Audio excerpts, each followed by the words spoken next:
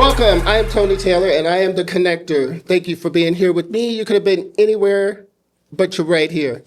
Today, I'm going to flip the script. Today, my BFF, Venus Bolton, is going to ask me anything. So you'll find out who Tony Taylor is. Because I've had this podcast for half a year now, and I've done like 18 episodes. So nobody really knows who Tony Taylor is. And so today, you get to find out. Welcome, Venus. Thank you. You back up in here. I'm back up in here. We about to raise the roof. Oh, okay. Let's the go. roof is on fire. We don't need no water. Wait, on that note. I am so honored to be here. When I was last here, like you said, flip the script. So I have warmed up the seat. He's in the hot seat today. Hot.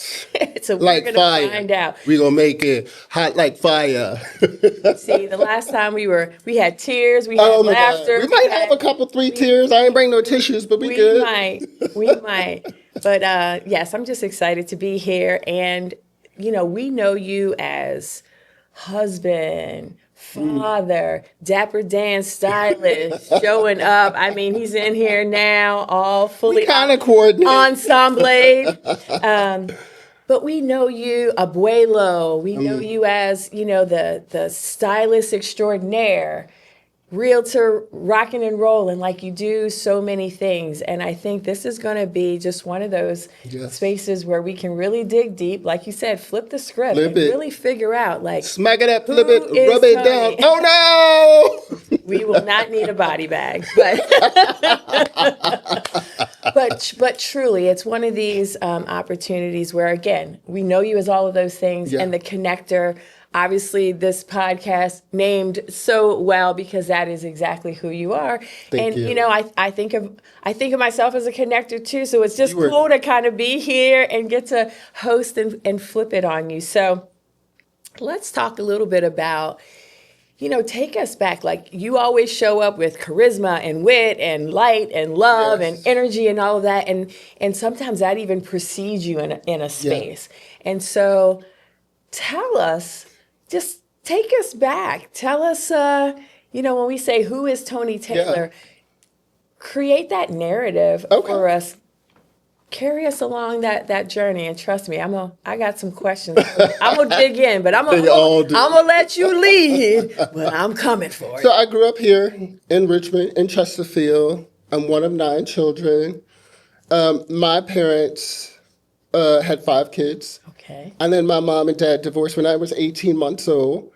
So we moved in with my grandmother for a brief period, and then she met my stepdad, and then we moved out back right up the road, actually. And then they had 4 kids. So I have 4 sisters from my stepdad and my mom. So it's 9 of us. Wow. Little basketball team, you name it. Football, that's a volleyball. Oh, that's a softball team. You got all the bases covered and the Yes. So I grew up here, and then, life is crazy. I've been through a lot in my 61, just had a birthday, May 21st. Shout out, it's Gemini season still. Happy belated birthday. Thank you. And yeah, it was crazy. I endured a lot in my 61 years of growing up, living. And it's just like, I'm so grateful to be exactly where I am now. You have to go through some shit sometimes. Yeah.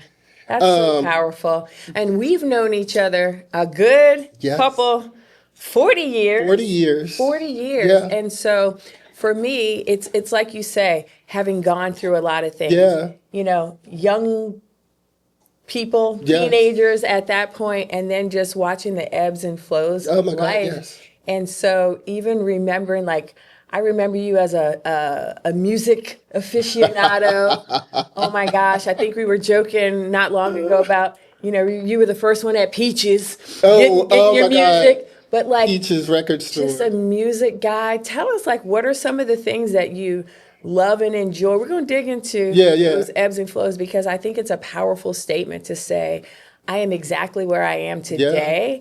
and I am at peace with who I am, and I'm proud of where I am. And so we're gonna hear about that journey. But tell us, like, what are some of the things that you just enjoy doing? Let's start with that. Yeah, okay. You know. So music is like the soundtrack of my life. I Music love makes me lose music. control. Shout out to my mom, Eloise Taylor Mason, because my mom always had music playing. Like Aretha Franklin, Patti LaBelle, Luther Vandross, like Otis Redding, like Tina Turner. And my mom also listened to country. She listened to everything, which I was well-rounded, so I still am a lover of music. Like, and music has like really gotten me through some shit.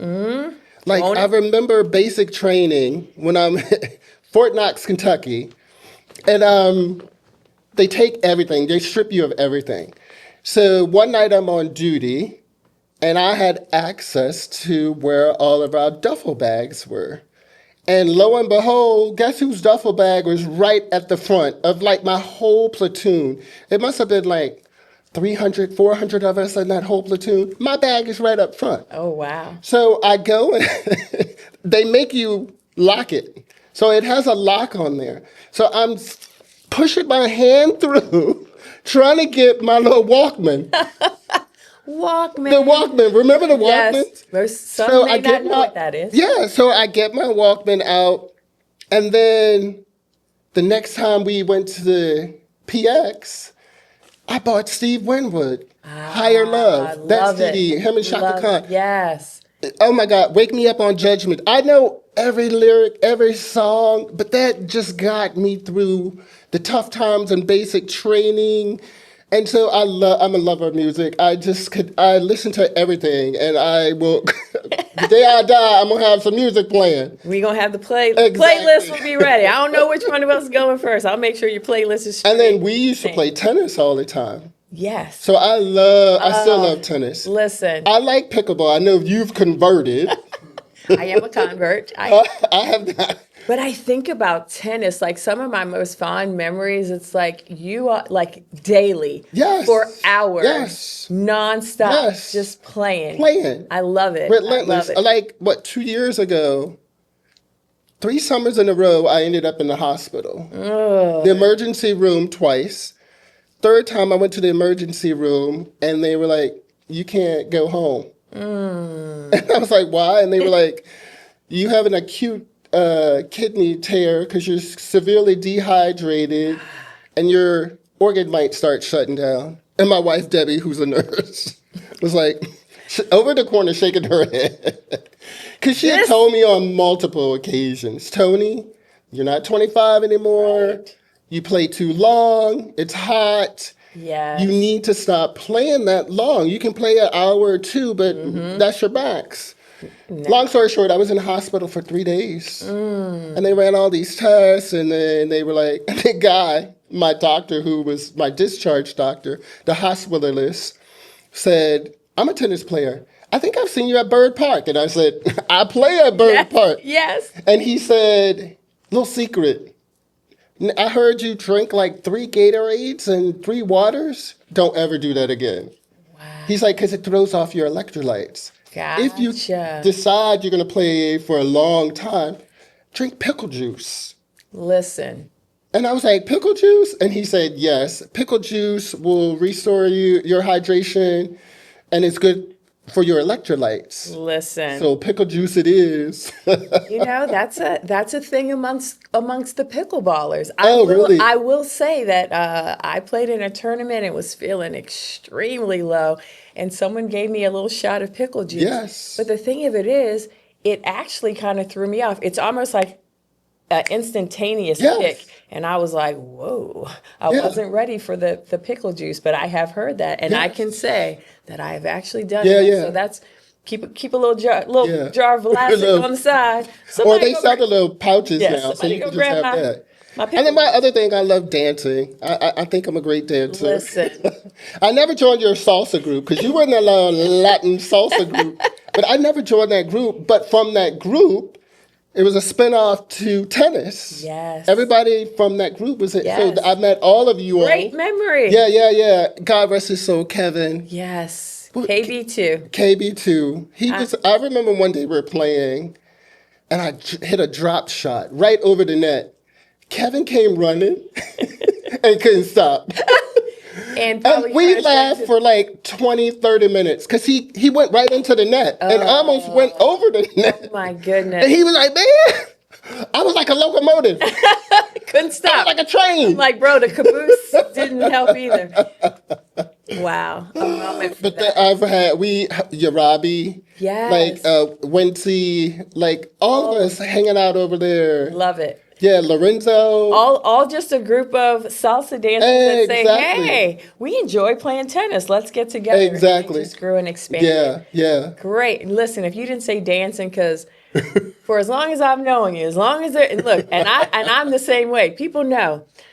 You turn on the music. If the music's on, dance is going to happen. If you want me to go sit down, you need to turn the music off because I'm probably going to be leaving and helping the DJ pack up everything because it's just music's going to get you, right? And so if you didn't say dancing, because I know you. Yes. And listen, Debbie too. I think about there's times where like we just go out and have a ball, just dance all night, dance all night. Exactly. Or the parties that my brother used to have at Match Point Apartments. Oh my goodness. Oh my God. DJ extraordinaire. Those parties just got to be so big where they actually had people at the door because randoms were coming in, like hundreds of people. So I'm a partier. Yes.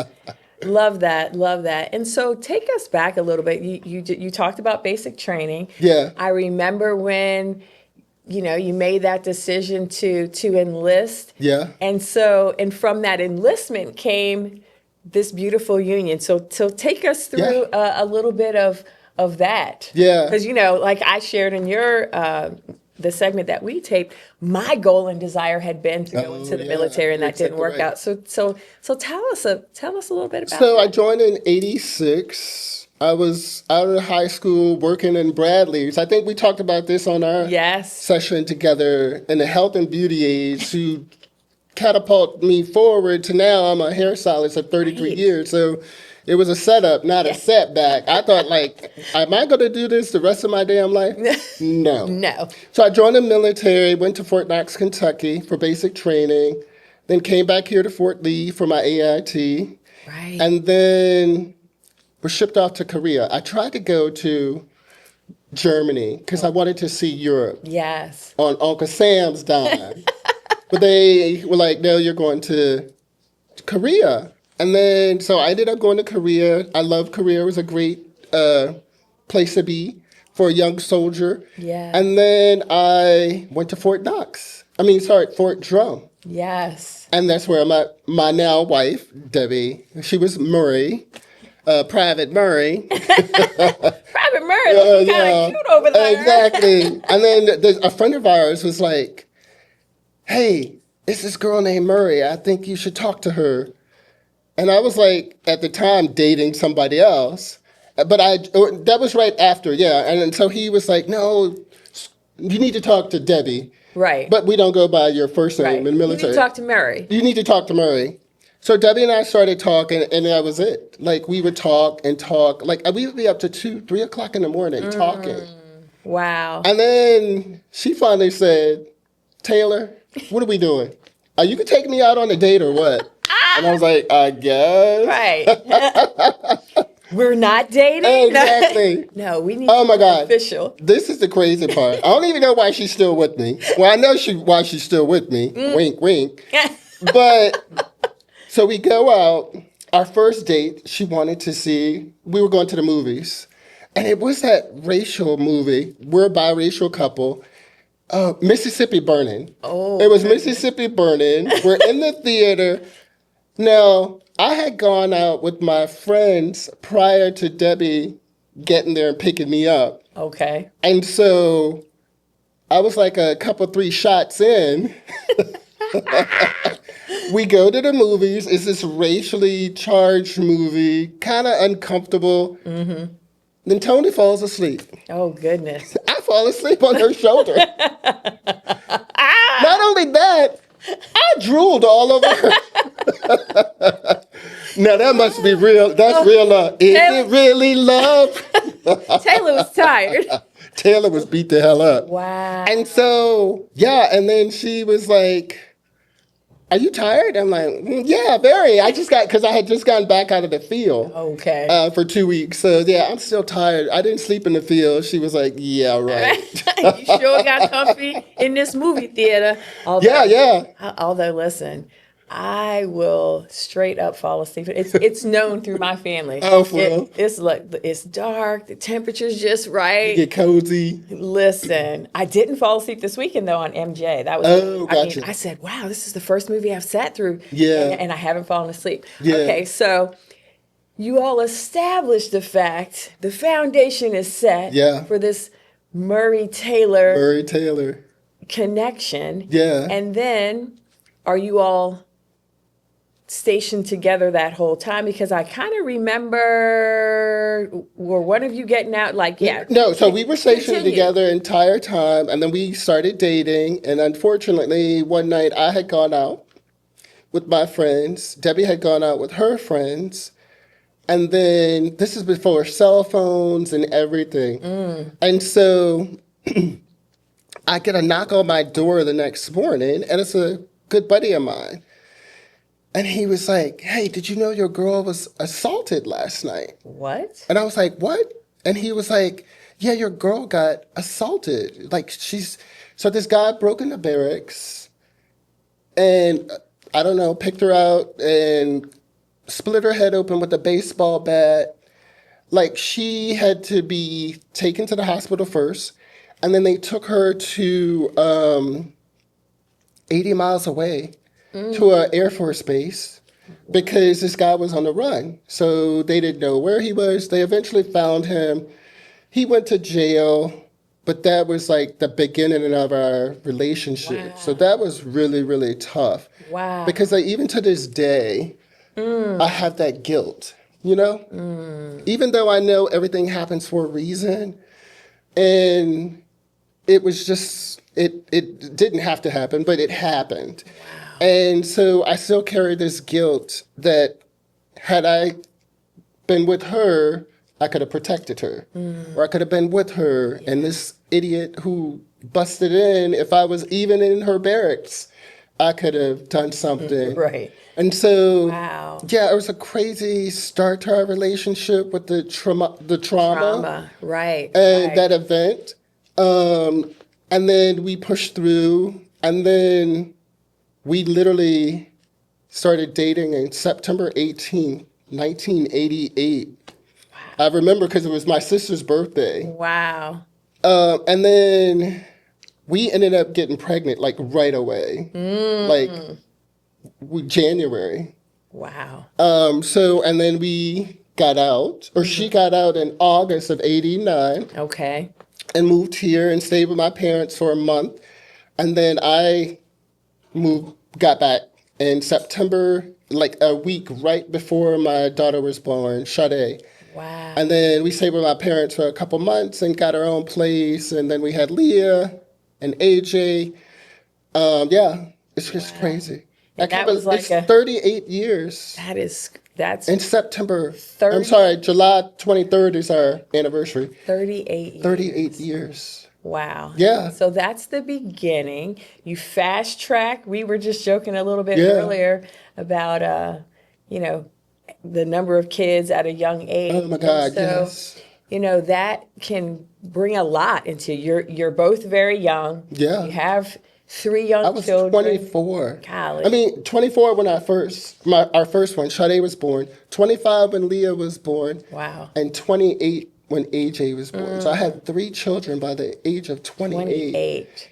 And Debbie she's 4 years younger. So she was 24 with 4 children. Goodness. Which is like kind of crazy right now. It is crazy. And it's, if we think about that now, like folks aren't doing it that way. No. But, so take us through. So then I recall there was a time when you all were, new young family, moving things forward, and then you have this career shift or this calling into, hey, I'm going to go and do this thing.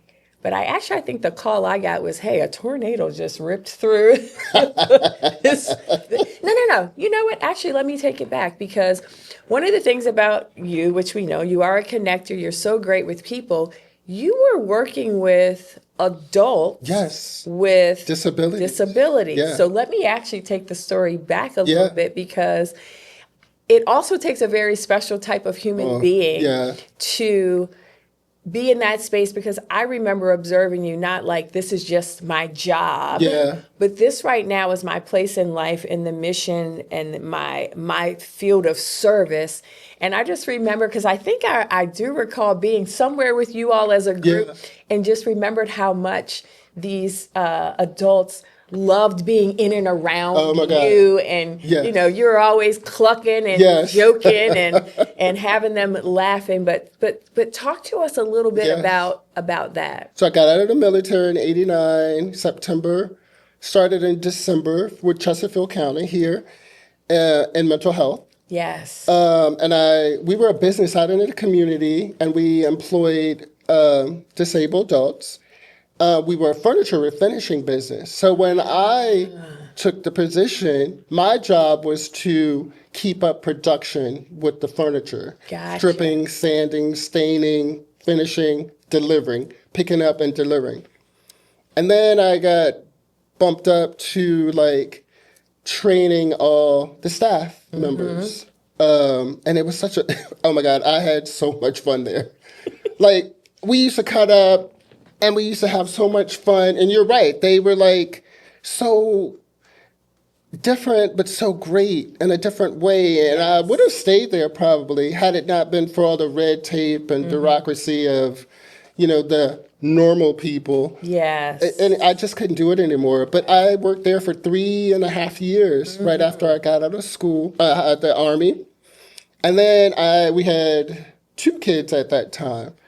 And then I was like, all right, I need a new career. So Debbie was like, I think you should do hair. And I was like, what the hell are you talking about? And she was like, you always do my hair. But let's be honest. People's drugstore.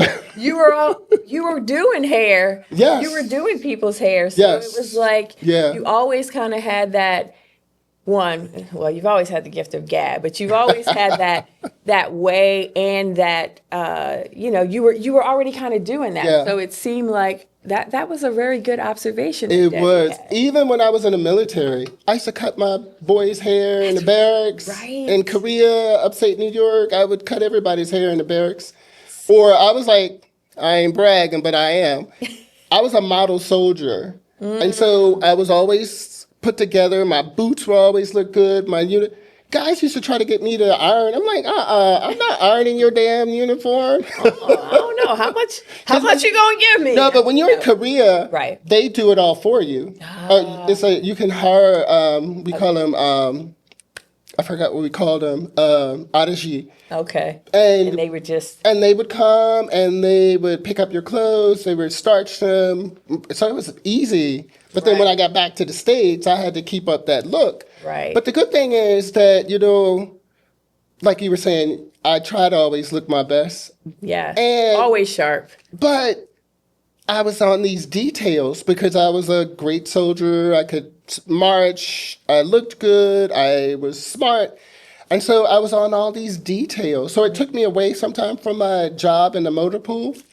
But it was a great takeaway. Gotcha. And then my mom did hair. Like my mom did friends, family, neighbors. So I grew up watching my mom do hair. And then so I was like, all right, Debbie, you might know what you're talking. Something. You might know a little something. All right, let me go on down here and put my application in. Exactly. And then I had to wait for the next cycle to start at Colonial Heights Beauty Academy, where I went. So for a little bit, I stayed home with the girls while Debbie was working. I think I stayed home for like 4 months while Debbie was working. And then my class started. And then we got pregnant with AJ. And then I graduated.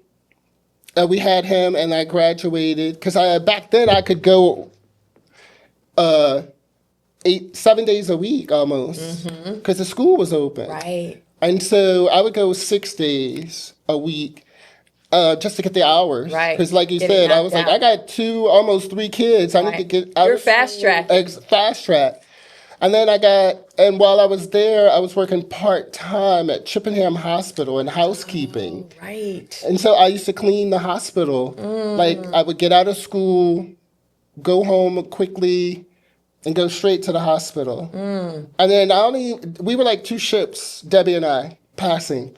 We hardly saw each other I for hear a while. that. Yeah, I hear that hustle. You've always had that hustle kind of spirit and that get it done. But the other thing that I hear, and I love this, is you can say, "Hey, we were like ships passing," but Yeah. like you have to really learn how to work Oh together gosh, yeah. to make it work, Yes, right? And absolutely. like, okay, while you're out here doing this, I understand my role is to do this. And so you set that the foundation of that, Yeah. even through like we got three kids, Yes. that we have to work through. And I remember a lot of that. Exactly. But you know what? I also just recall, there's always just fun, Yeah. joyfulness, Playing playing cards, hanging out, just Yeah. some of the best Yeah, times exactly. through that. But it's also, as you think back, it's like some of the best times, but some of the most pivotal times Yeah. and how you were laying the foundation for the family. And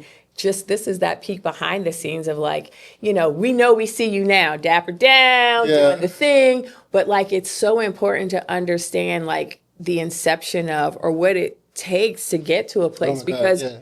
you went on to be a very highly touted, sought, like I know every time there was a skill to learn, you were mastering that, you were learning that, Absolutely. you were always honing in on that Yeah. craft and being able to, elevate in that space, Yeah. but also then to go on to own a Yeah. salon. I mean, like, Yeah.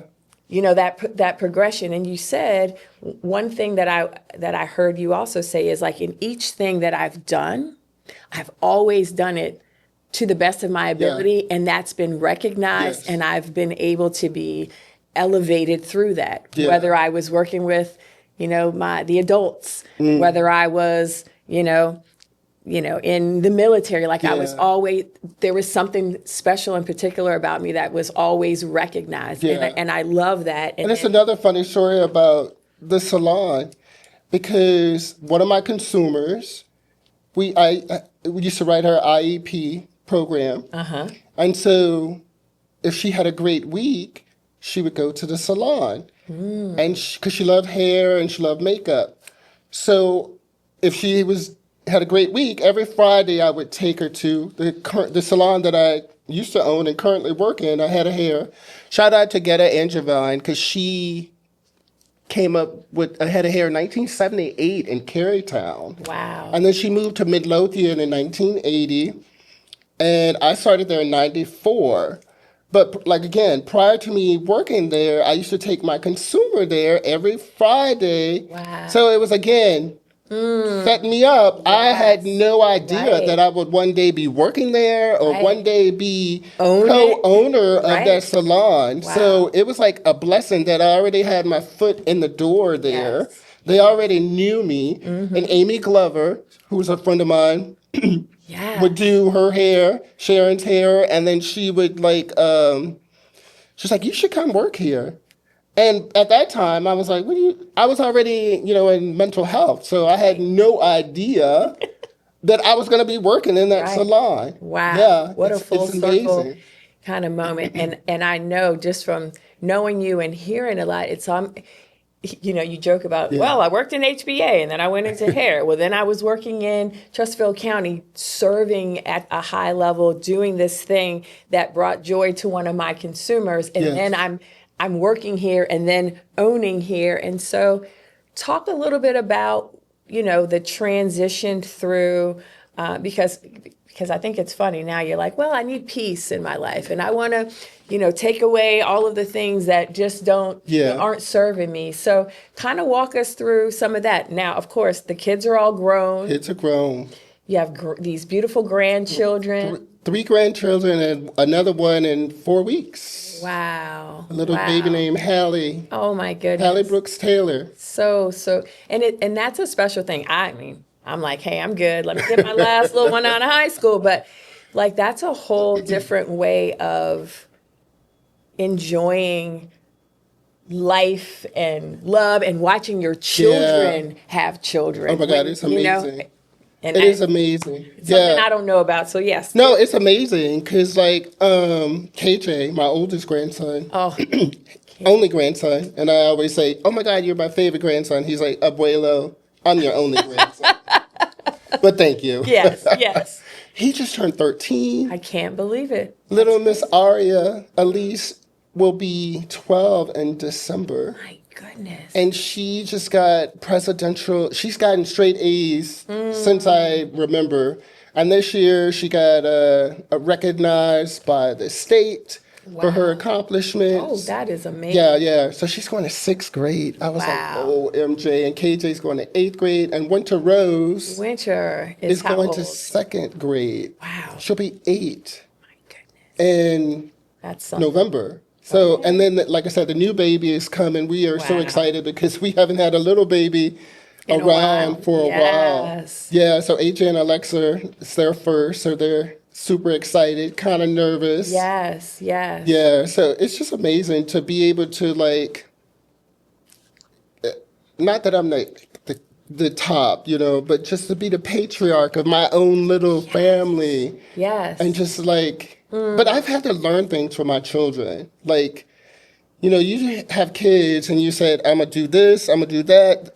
You can't play by the rules or you have to change the rules. Yeah. Because your kids will either A, not be around you or stray away. Yeah. Or things will change. And so I've done things with my children that I never said I would do, but it's for the better because how I was raised, it was kind of how I was trying to raise my children. But you have to pivot because, like I said, I had to take a little swallow. How we were raised and how we're raising these children is completely different.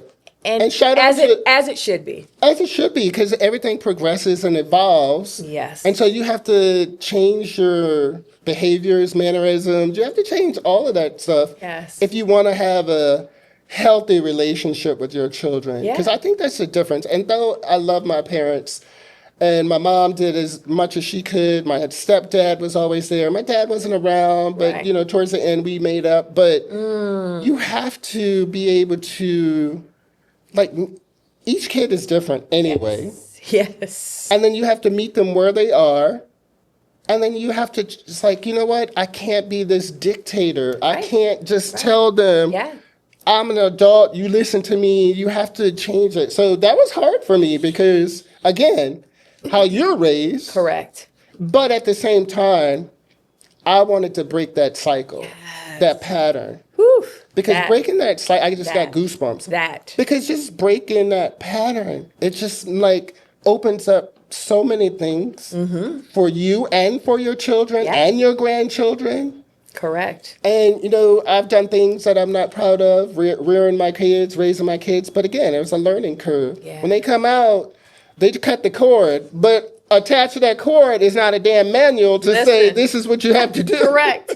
They hand you that baby and say, beautiful. Now go off into the world, into the wild, and figure it out. And I think it's important when we say, you know, we look at how our parents raised us, and it's you can go back cycle by cycle by cycle, and then, and let's just be real. Generationally, that is how, you know, families raise their kids. And I'm so glad you said that because you know me, I'm super metaphysical and into energy and to spirituality.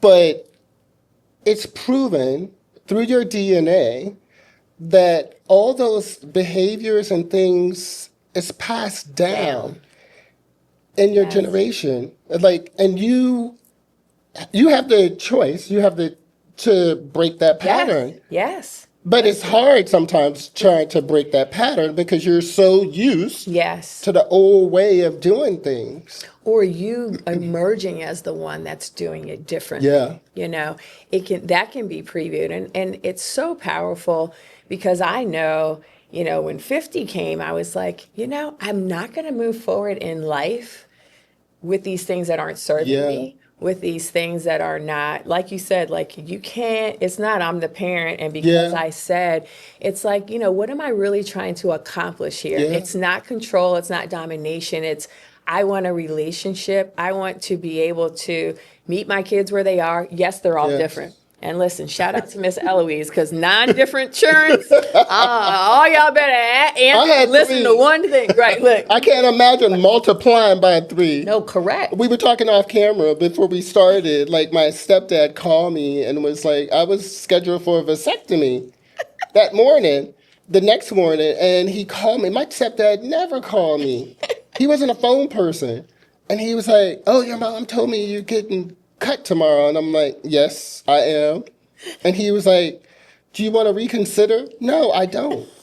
I have 3 children, 3 healthy, beautiful children. I don't want any more children. Like, I don't want to put myself in a situation like they had. Right. Like with 9 kids. And I know because I grew up in it. And then, we were poor, but we were happy. Yes. But it was a struggle daily. Like, you had to wait for the bathroom. You had to wait for this. It was so many of us in that one home. Yes. And so I was like, I don't want that for my children. I don't want that for myself. Right. I don't want that for Debbie and I. I want us to, be able to afford our children. Yes. Hopefully help them through college. Help them in any way we can. But we can't do that if we have 9 children. Right.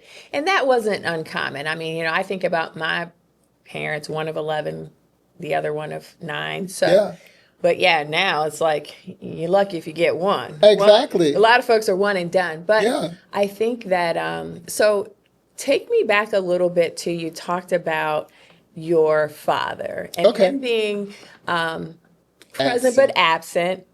But you also said something that I think could be incredibly healing or profound for others to hear, which is you all had a moment where you had reconciled and reclaimed some of that. So tell us a little bit about that. So again, my parents divorced when I was 18 months old. My dad was always in and out of my life. And I can remember this one time he wanted to come and pick us up for Christmas. And we didn't want to go, but my mom said, you have to go. So we all got all dressed and we're waiting, and he finally shows up. So we go to my dad's house, and then he's dating this woman. She had a son. I never forget. His name was Thomas. We're sitting there. We do dinner, and my dad was a great cook. And that's where I get my. I was going to say, is that where you get it from? And my mom is an amazing cook too, but my dad was a great cook. So he had cooked this whole spread. And then we go into the living room, and we're sitting there, and Thomas, this woman who he's dating, had the whole tree. So it was all these gifts.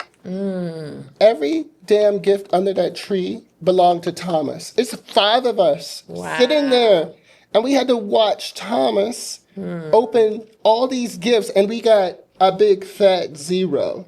So that was one memory that stuck out in my mind about my dad. And it wasn't a great memory, but like I said, I have these prolific dreams. And so one night I'm having this dream.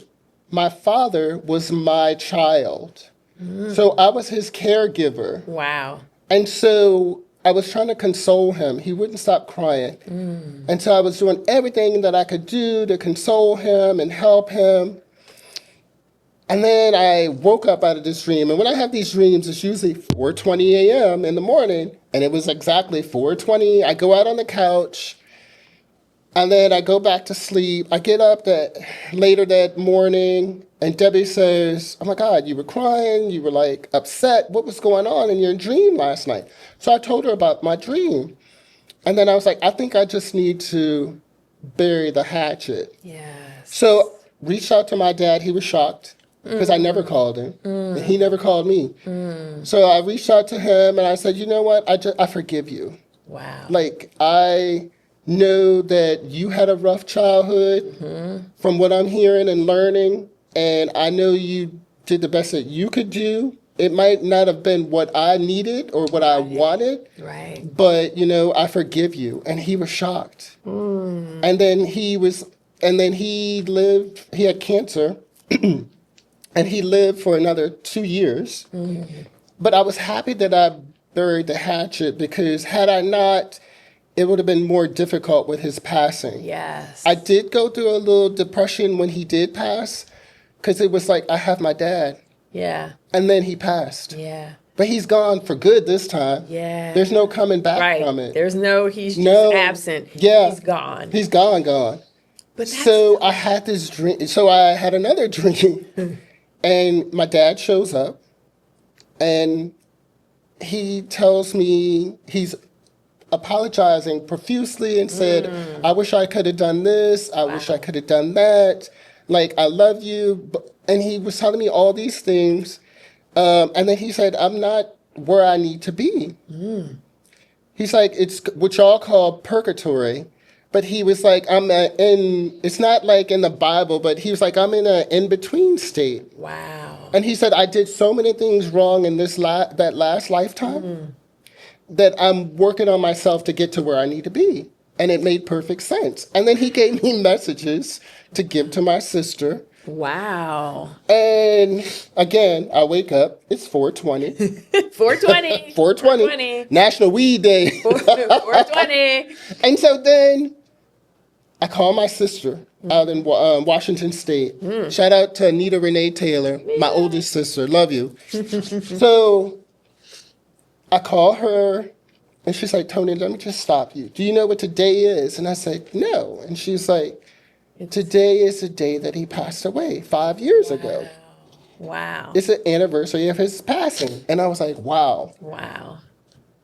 So I gave her the messages that he had given me to give to her. There is no way that she would have known, or I would have known these things. Right, right. He gave me a message to say, hey, it's a clock on the wall.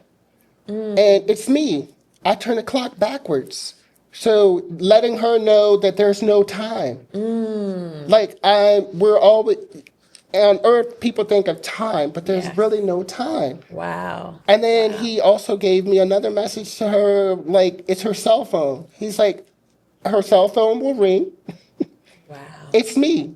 It rings up as a Virginia number, and she confirmed everything. She was, like, hysterically crying. Wow. I'm Yeah. I'm trying to get my life together. I know. That's something. But it's a so gift. powerful. At first, because I was like this as a kid. That's another thing. Growing up as a kid, I would see people, and especially my stepdad's mom in my house, and it would scare the shit out of me. Because I knew she was deceased. She was deceased when he was 13 years old. And so I could see her, I could hear things, and it's just like, in the African American community, like I said in my prior podcast, you know, sometimes it's kind of like shunned, or you don't talk about that. Right. And so, but no, I think it's a gift. Like, I just had another, I talked about that on my podcast as well. My nephew passed away recently, and he came to me and gave me all these beautiful messages for his family. And also for me. Wow. So it's, I love that part of it now, because like you said, I've grown, I've evolved, I keep changing myself, I keep doing all I need to do to, like, break habits and patterns and cycles, and sometimes you lose people too. Yeah. Because I've lost a lot of family and friends over the past 2 years. If you're not bringing anything to the table, I'm not, or even if I'm not bringing anything to the table, it's time to just part ways. I wish you well. Right. It's not that I'm better. Right. We're just like different. Right. Yeah, we're on a different path. Wow. Yeah. That is really, first of all, bravo for that. Because I'll tell you, sometimes we can have so much bitterness and resentment that, you know, that could have been the thing that held you back from, but to step through that and to be able to have that release and even to grieve. Yeah. I mean, probably through the part where you're like, I don't even know why I'm feeling like this, but there was a profound loss, whether you were very much connected or not. Absolutely. You had to kind of go through that. So tell me this. What you want to know? What excites you the most? What excites me? I think just my family, my wife, my kids, because I don't want to get emotional. Like, I've been through so much with Debbie, and we've grown together. We were two young kids Yes. having kids. Yes. And so I can honestly say I'm the man that I am right now because of Debbie. Like, Debbie has been through it with me. Sometimes I'm like, I can even recognize I'm a lot to live with, to be with. Right. I have a lot of energy. And so Debbie is the opposite. So we ground each other. Yes. But, like, she's taught me so many things, just like with my kids. Like, things I never thought I would do in my relationship. And it's just great now, coming out of the chaos that we have lived through. Yes. And being on the other side of it now. Yes. It's amazing. Like, we travel well together. We have great conversations. We're both metaphysical. Yeah, and then my kids, like, each one of my kids are different, but I love them in different ways. Yes. And it's just like, Sade's kind of quirky and funny, and then Leah's a bright one, and she's also, like, very sensitive to energy and people, and she's very talented and gifted, and AJ is brilliantly smart as well, and now I can't wait for him to become a dad, because he can't wait right now. But AJ is just like, he's taught me a lot too, because I didn't have a dad. I had my stepdad, but he was hands off because we weren't his children. And so my stepdad would always, I remember one time with my stepdad, he spanked us. Oh, wow. And then he felt so bad. He put us in the car, took us to 7-Eleven, And bought you whatever you bought us candy, Slurpees. He comes back, my mom is like, what the hell is this? And he's like, I just feel so bad. It's that newfangled parenting. Exactly. And he was like, I just feel so bad for, put my hands on the kids. So wow. I'm glad that he could recognize that. But yeah, my family keeps me motivated and keeps me driven, and I keep going. And, sometimes Debbie and I have conversations. She's like, kind of live in the moment, Tony. You talk about it, but you don't always do it yourself. And so she was like, you're always chasing the next thing. Like, we're good. Be in the thing. Yeah. And she's like, we're good. Like, we have a home. That's powerful. Have cars. We have healthy kids, healthy grandchildren. Like, we both have jobs. Like, enjoy that. She's like, sometimes you get taken away and you let that take away from where you are presently. Wow. Instead of just trying to live in the future. So it's taken me a lot. I'm learning. Yeah. And life is a process, right? It really is. And so you talk about, you've delved into a couple of things, but, over 38 years, I know there's been a lot of hardship. Yeah. But also great triumph. And so, that's why I'm like, okay, well, what most excites you? And, even like, what are you most looking forward to? But like and of course, I'm not going to sit here like I'm a counselor of any sort. Be the counselor. But when you talk about hardship, we've gone through a lot of hardship, but we've had triumph.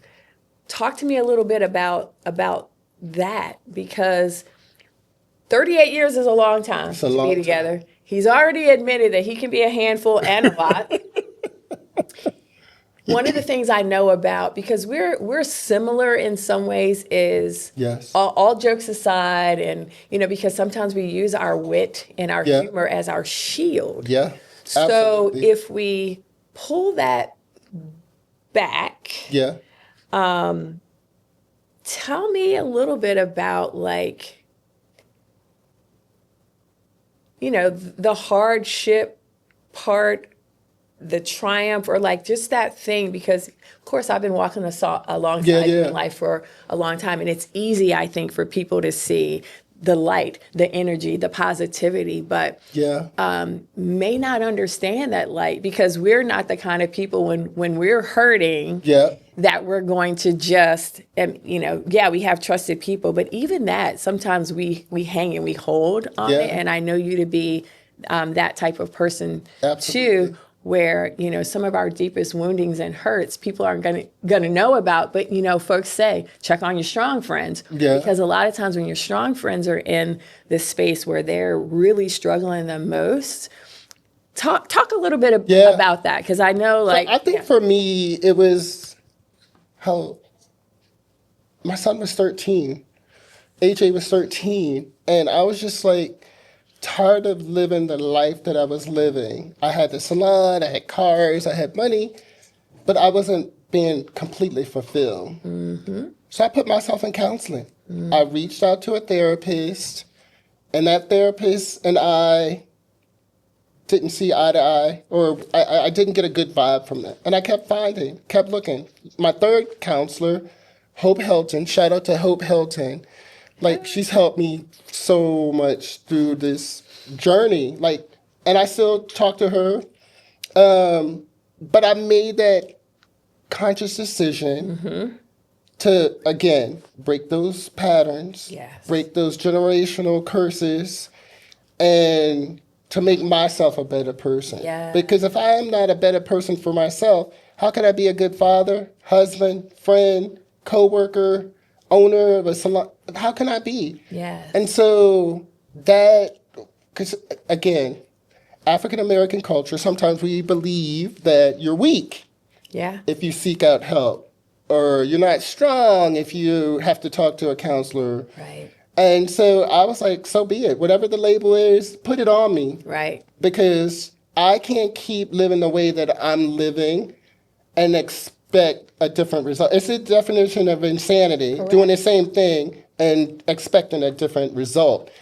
So, I have been in therapy, and then I also lean into metaphysics. I'm also into religion, but you can have both. So I think for me, spirituality has helped me so much. Like with past life regressions and tarot card readings and all those modalities, 9D breathwork. Anna Rika, who was on my show a couple weeks ago, talking about 9D, and I've done her session. Again, I had a revelation with my dad in her session, which was amazing. Amazing. I went there with my daughter because she was having a difficult time, and then I'm the one who had the breakthrough. Showed up for me. But again, I think if you're open, you have to be open to change.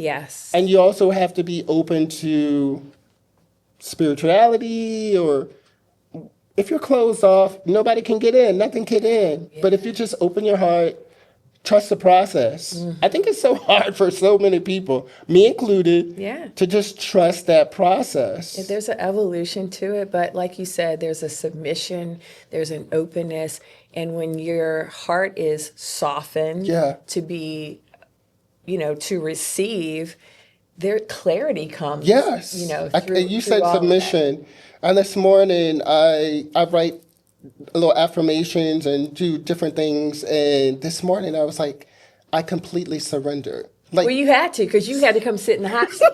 And you're like, I don't know what this chick gonna ask me today. She said it's the wide open. So, but no, just surrender. Surrender. I think that's powerful. Key for me right now. It's just like I said, the past 2 years, I've just severed ties with a lot of different things, and just trusting the process and knowing that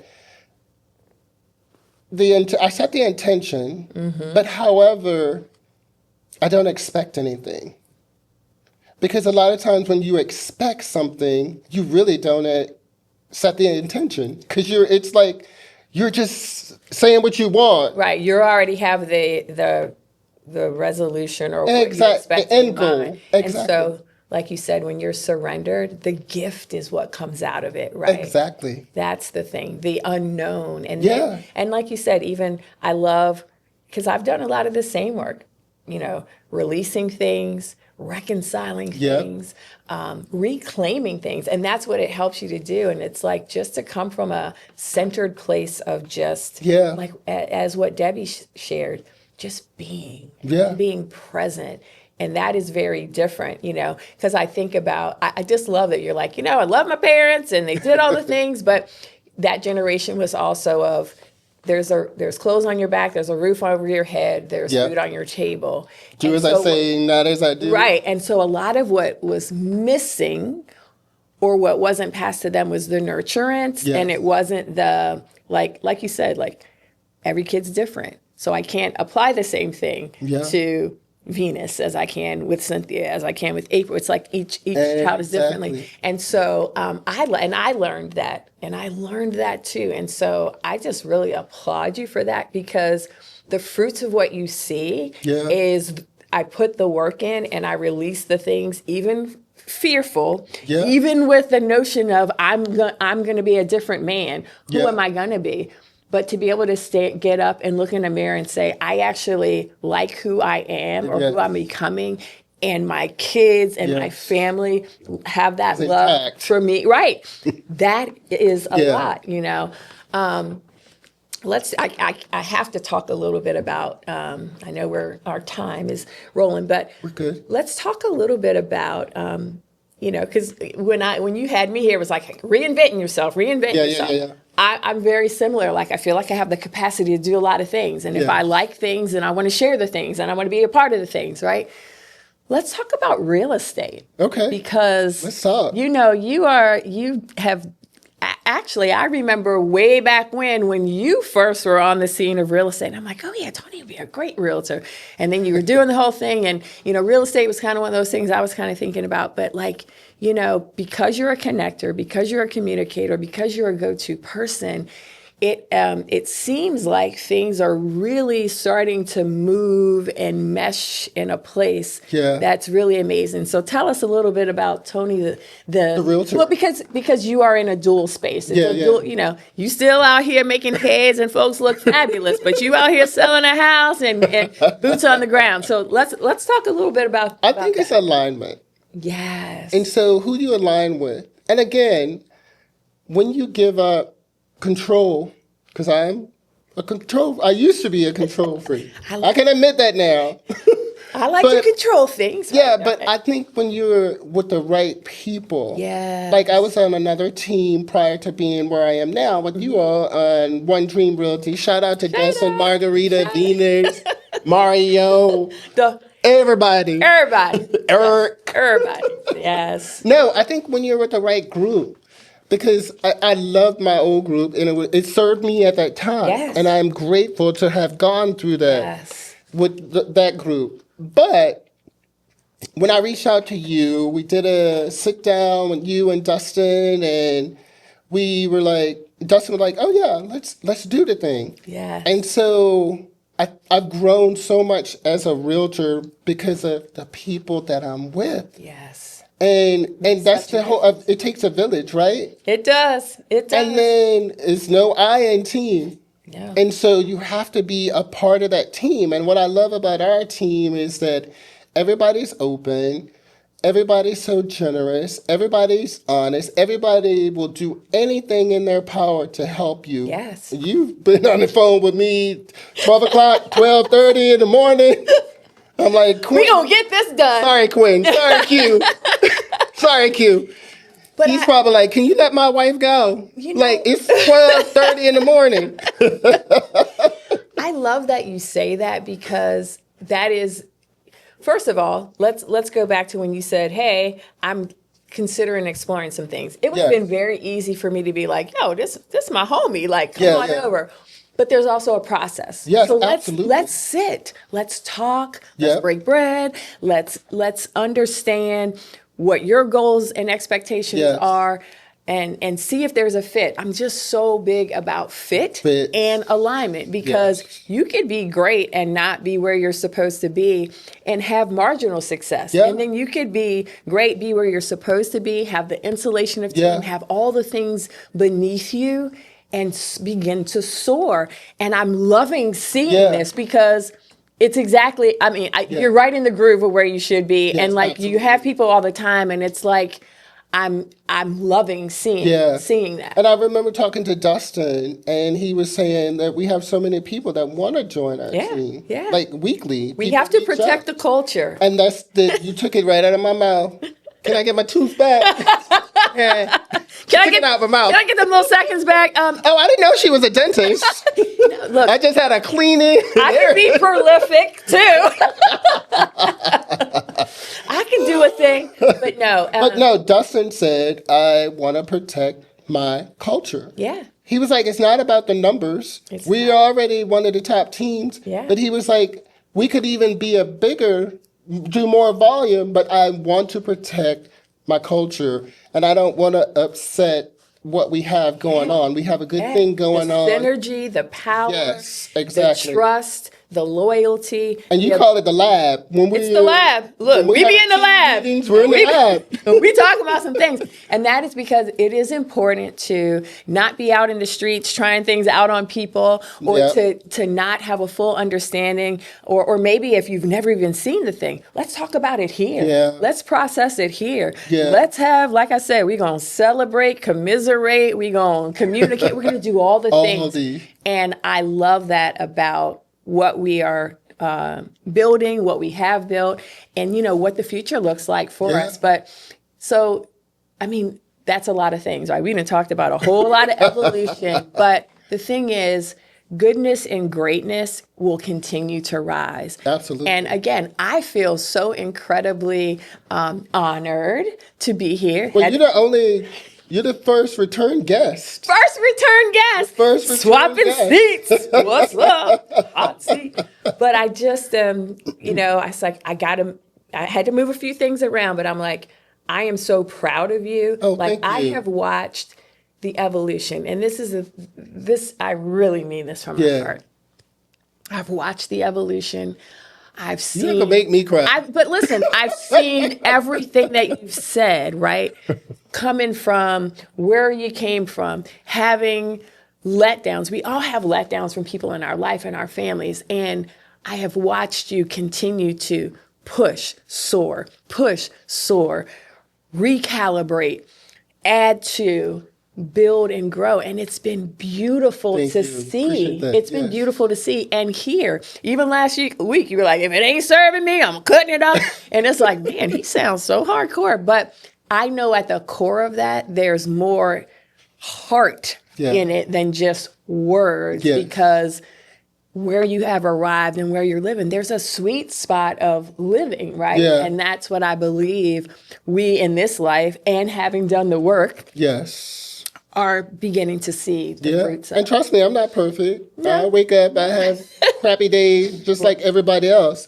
But I try to stay positive. Yes. And I try to, because whatever you set your intentions to or focus on, it grows and expands. Yes. Yeah. So if I'm negative, I'm going to have negativity. If I'm positive, I'll have positivity. Yeah. Like, I was driving to work the other morning. I haven't really been sleeping the past 3 months. And I just was like, you know what? This is going to be a great day. I'm on Otterdale Road hauling that. It's going to be a great day today. And I tell you, it was an amazing day. New clients at the salon, made a ton of money that day, and stayed on time, which is rare for me. Stayed on time throughout the entire day, and it was just a beautiful day. And then lately I've been saying, I've been very busy in a very productive way. Yes. I think I shot you a text. Not just busy to be busy. Exactly. But actually being and changing lives. Because, I'm a hairstylist, but I'm a therapist. Yes. Like, so many people sit in my chair and they want something, and I know people, so I can be on their level, but I can also give them what they need or what I think they need, what I'm hearing. Yes. It took a long time for me to listen because I talk a lot. Yeah. And so I would overtalk people, but I'm learning to listen. Yes. Because it's good that you can talk and communicate. Right. And, I'm a Gemini. We're ruled by Mercury, who's the planet of communication.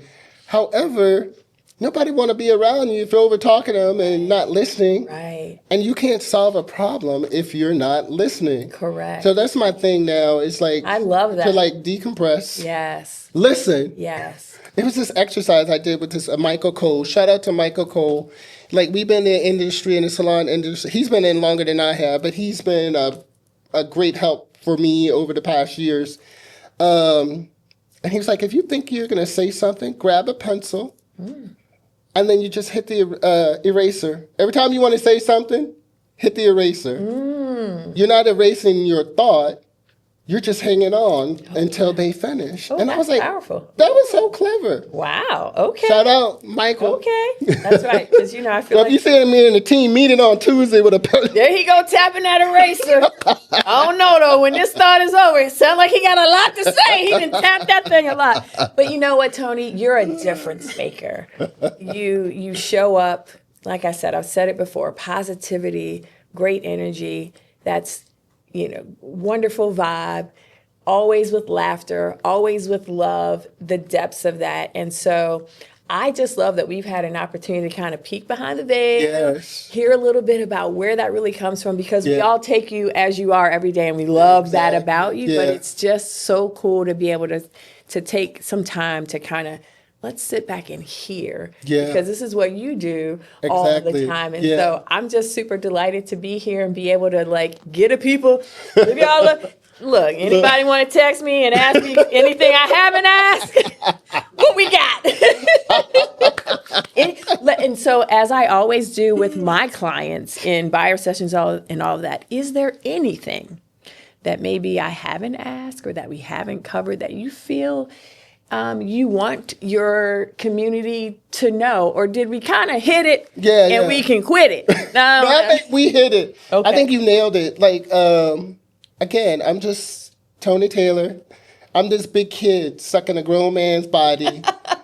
And I'm working on my inner child, because that was part of that, trying to heal that inner child. Yeah. And so I'm getting there slowly but surely, day by day. Rome wasn't built in one day. Right. Yeah. And so I think you nailed it. And I know how busy you are. I know what you do. You have a family.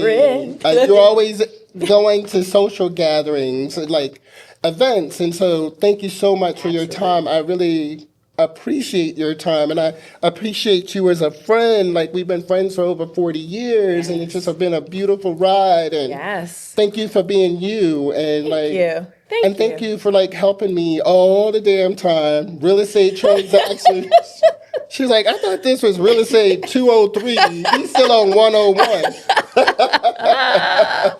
Oh gosh. No, listen, always there. And I said, okay, I gotta do this. This has been amazing. Yes, thank you. And you should do this. Thank you for allowing me. You're amazing. Listen.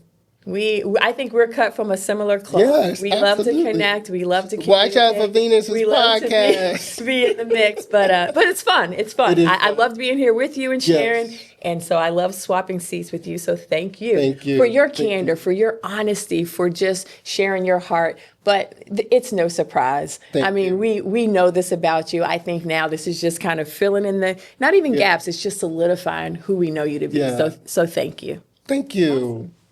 This has been a blast. Yes. Well, thank you. I'm Tony Taylor. I am the connector. Thanks again. You could have been here anywhere, but you chose to be right here with me.